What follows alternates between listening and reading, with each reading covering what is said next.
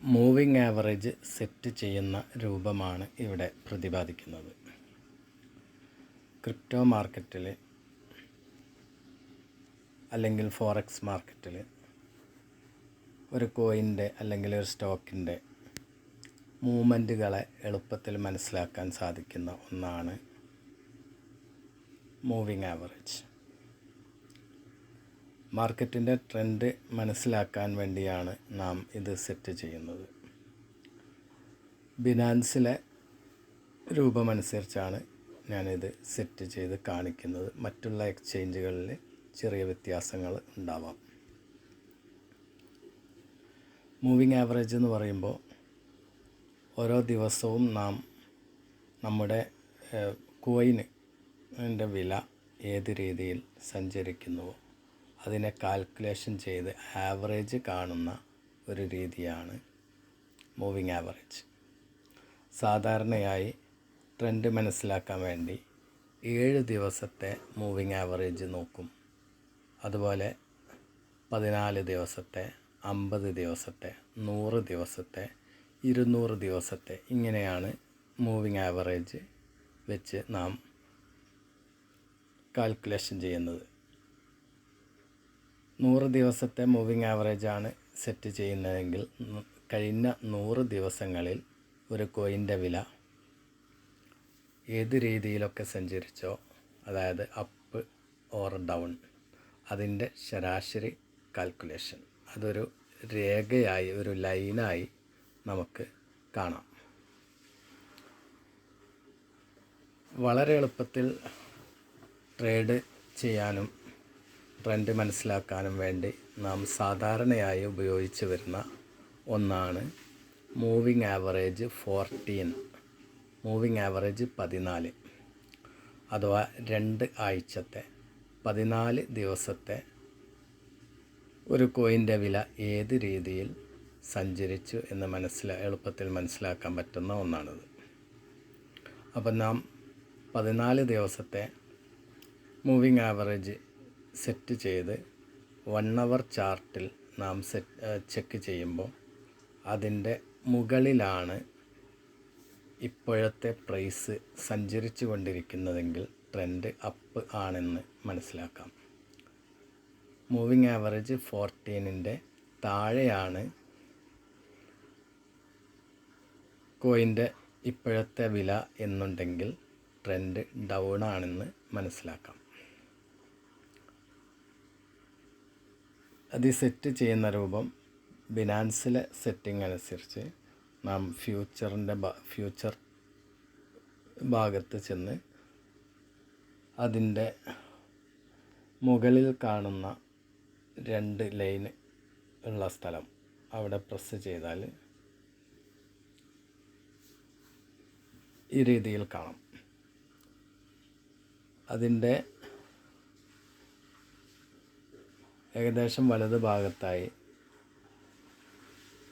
3 ലൈനുള്ള ഭാഗത്ത് പ്രസ് ചെയ്താൽ ഇൻഡിക്കേറ്റേഴ്സ് എന്നുള്ള ഭാഗം കാണാം. അതിൽ ഇൻഡിക്കേറ്റേഴ്സ് സെലക്ട് ചെയ്യാം. തുടർന്ന് MA, EMA, ബോൾ എന്നിങ്ങനെ ഇൻഡിക്കേറ്റേഴ്സ് സെറ്റ് ചെയ്യാനുള്ള ഓപ്ഷൻ കാണാം. അതിൽ നാം സാധാരണയായി എടുക്കാറുള്ളത് EMA ആണ്, എക്സ്പോണൻഷ്യൽ മൂവിംഗ് ആവറേജ്. അത് EMA സെലക്ട് ചെയ്യുക. ശേഷം ഇവിടെ EMA 1, EMA 2 എന്നുള്ളിടത്ത് അതിൻ്റെ വാല്യൂ 7, 9 എന്ന് ഓൾറെഡി കാണാം. അതിനെ EMA 1 എന്നുള്ള സ്ഥലത്ത് നാം 7 എന്ന നമ്പർ മാറ്റിയിട്ട് 14 എന്ന് സെറ്റ് ചെയ്യാം. EMA 1 ഓൾറെഡി ക്ലിക്ക് ചെയ്യണം. ശേഷം വാല്യൂ 14 എന്നാക്കി മാറ്റുക. വിഡ്ത്ത് എന്ന സ്ഥലത്ത് നാം അതിൻ്റെ വളരെ ചെറിയ ലൈനായിരിക്കും ഉണ്ടാവുക. അതിനെ ചേഞ്ച് ചെയ്ത് കുറച്ച് കട്ടിയുള്ള വലിയ ലൈനായി മാറ്റുക. കളർ നമുക്കിഷ്ടമുള്ള കളർ കൊടുക്കാമെങ്കിലും റെഡ് കൊടുക്കാം, അല്ലെങ്കിൽ ഇഷ്ടമുള്ള കളർ കൊടുക്കാം. ഏത് കളറാണ് വണ്ണിൽ കൊടുത്തത് എന്ന് നാം മനസ്സിലാക്കണം എന്ന് മാത്രം. ശേഷം EMA 2 സെലക്ട് ചെയ്യുക. അവിടെ 9 എന്ന സ്ഥലത്ത് 21 സെറ്റ് ചെയ്യാം. ശേഷം അതിൻ്റെ കളറ് നേരത്തെ ഞാൻ സെറ്റ് ചെയ്തതുകൊണ്ട് ബ്ലൂ ആണ്, ബ്ലൂ തന്നെ കൊടുക്കാം. അതിൻ്റെ ഈ കട്ടി കുറഞ്ഞ രീതിയിലായിരിക്കും ഉണ്ടാവുക. ആ ലൈനിനെ ഒന്ന് തിക്കാക്കി കൊടുക്കുക. എല്ലാം അവിടെ ഓപ്ഷൻ ഉണ്ട്.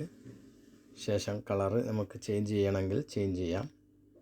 നമുക്ക് മനസ്സിലാവുന്ന ഒരു കളറ് കൊടുക്കുക.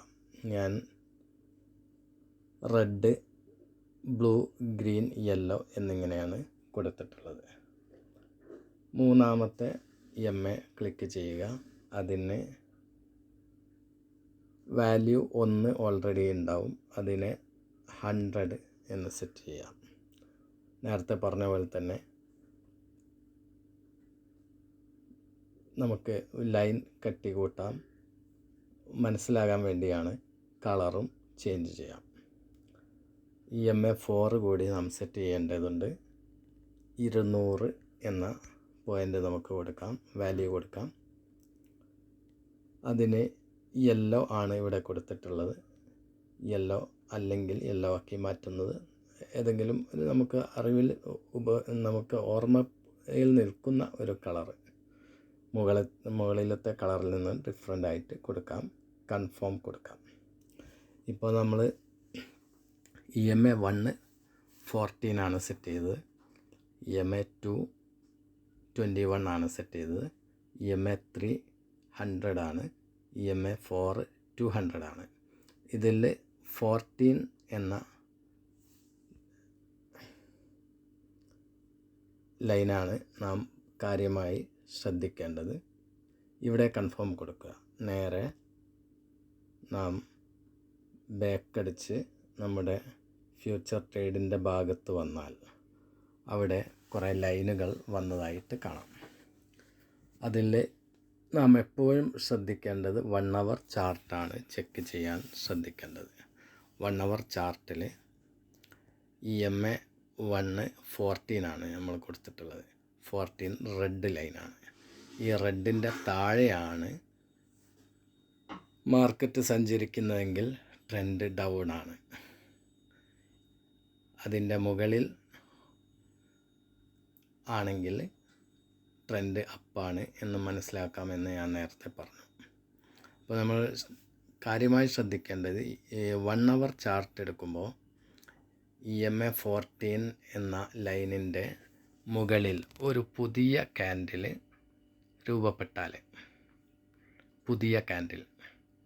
രൂപപ്പെട്ടാൽ ആ സമയത്ത് നമ്മൾ എന്ത് ചെയ്യാം, 30 മിനിറ്റ് ചെക്ക് ചെയ്യാം. 30 മിനിറ്റിലും ട്രെൻഡിലെ EMA 14ൻ്റെ മുകളിലാണ് മാർക്കറ്റ് റേറ്റെങ്കിൽ തൊട്ടടുത്ത് 15 ചെക്ക് ചെയ്യാം. 15 മിനിറ്റിലുള്ള ചാർട്ട് ചെക്ക് ചെയ്യുമ്പോഴും EMA 14ൻ്റെ മുകളിലാണ് എങ്കിൽ അടുത്തതായിട്ട് 5 മിനിറ്റിൽ ചെക്ക് ചെയ്യാം.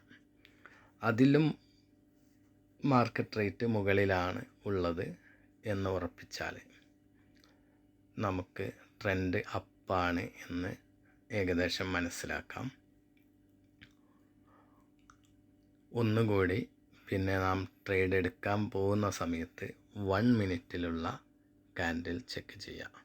അതും ഈ 14 ലൈനിൻ്റെ മുകളിലാണെന്ന് ഉറപ്പിച്ച് കഴിഞ്ഞതിന് ശേഷം നമുക്കവിടെ ലോങ് ട്രേഡ് പ്ലേസ് ചെയ്യാവുന്നതാണ്. അതേപോലെ തന്നെ നേരെ തല തിരിച്ച് ഓപ്പോസിറ്റ് സൈഡിലേക്ക് 1 അവർ നാം ചെക്ക് ചെയ്യുമ്പോൾ EMA 14 എന്നുള്ള ലൈന് അഥവാ റെഡ് ലൈനിൻ്റെ താഴെയാണ് പുതിയൊരു കാൻഡിൽ രൂപപ്പെട്ടതെങ്കിൽ തൊട്ടടുത്ത് 30 മിനിറ്റിലെ കാൻഡിൽ ചെക്ക് ചെയ്യുമ്പോഴും താഴെയാണ്. ഈ EMA 14ൻ്റെ താഴെയാണ് മാർക്കറ്റ്. 15 മിനിറ്റിൽ ചെക്ക് ചെയ്യുമ്പോഴും EMA 14ൻ്റെ താഴെയാണ് മാർക്കറ്റ് റേറ്റ്. 5 മിനിറ്റ് ചെക്ക് ചെയ്യുമ്പോഴും സെയിം താഴെയാണ്. എങ്കിൽ 1 മിനിറ്റ് കൂടി നാം കൺഫർമേഷന് വേണ്ടി ചെക്ക് ചെയ്യാം. അതിലും താഴെയാണെങ്കിൽ നമുക്ക് അവിടെ ഷോർട്ട് ട്രേഡ് പ്ലേസ് ചെയ്യാം. പിന്നെ EMA 20 മൂവിങ് ആവറേജ് 21 ആണ് ഞാൻ ബ്ലൂ സെറ്റ് ചെയ്തിട്ടുള്ളത്. 1 അവർ ചാർട്ടിൽ നാം നോക്കുന്ന സമയത്ത് ബ്ലൂ ലൈനിനെ ക്രോസ് ചെയ്തിട്ട് റെഡ് ലൈന് പോയിട്ടുണ്ടെങ്കിൽ മാർക്കറ്റ് കുറച്ച് നേരം അപ്പായിട്ട് പോകുമെന്നും, താഴോട്ട് ബ്ലൂ ലൈനിനെ റെഡ് ലൈൻ ക്രോസ് ചെയ്തിട്ടുണ്ടെങ്കിൽ മാർക്കറ്റ് കുറച്ച് നേരം ഡൗണായി സഞ്ചരിക്കുമെന്നും മനസ്സിലാക്കാം. ഒന്നുകൂടി, EMA 14 എന്ന റെഡ് ലൈന് EMA 21 എന്ന ബ്ലൂ ലൈനിനെ ക്രോസ് ചെയ്തിട്ടുണ്ടെങ്കിൽ കുറച്ച് നേരം അപ് ട്രെൻഡിലാണ് മാർക്കറ്റെന്നും, താഴോട്ടാണ് ക്രോസ് ചെയ്തതെങ്കിൽ ഡൗൺ ട്രെൻഡിലാണ് മാർക്കറ്റെന്നും മനസ്സിലാക്കാം. പിന്നെ നമ്മൾ 2 ഇൻഡിക്കേറ്റർ കൂടി സെറ്റ് ചെയ്തിട്ടുണ്ട്. അത് എക്സിറ്റ് പോയിൻ്റാണ്.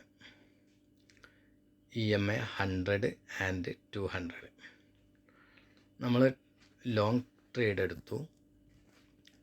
എടുത്തത് EMA 14ൻ്റെ മുകളിൽ മാർക്കറ്റ് സഞ്ചരിക്കുമ്പോഴാണ്.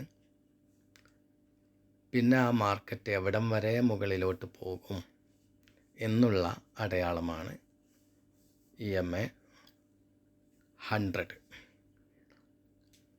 അവിടെ നിന്ന് മുകളിലോട്ട് അപ് ട്രെൻഡായി പോയാൽ 100 ടച്ച് ചെയ്ത് താഴോട്ട് തിരിച്ചു വരാം.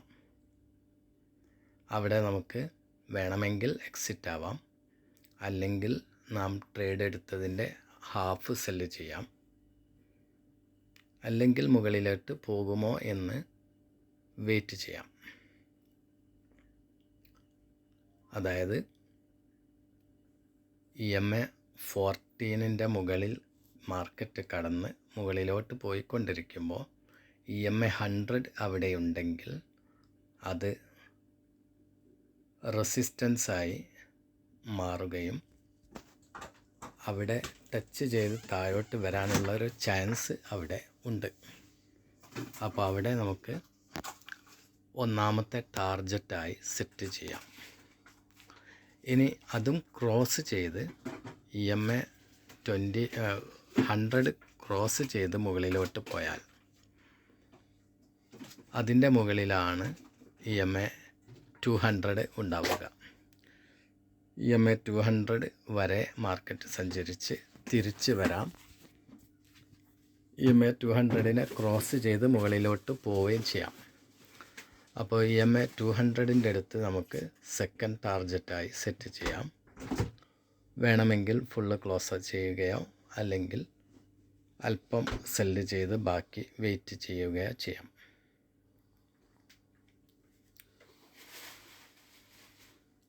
അപ്പോൾ എക്സിറ്റ് പോയിൻ്റ് എന്ന് പറഞ്ഞത് EMA 100 ആൻഡ് 200. EMA 200ൻ്റെ മുകളിലോട്ട് ക്രോസ് ചെയ്താൽ വീണ്ടും കുറച്ച് നേരം മുന്നോട്ട് പോകും. അത് മൂന്നാമത്തെ ടാർജറ്റായി നമുക്ക് സെറ്റ് ചെയ്യാം. ഈ രീതിയിലാണ് മൂവിങ് ആവറേജ് വെച്ച് നാം ട്രേഡിൻ്റെ മാർക്കറ്റിൻ്റെ രൂപം മനസ്സിലാക്കുന്നത്.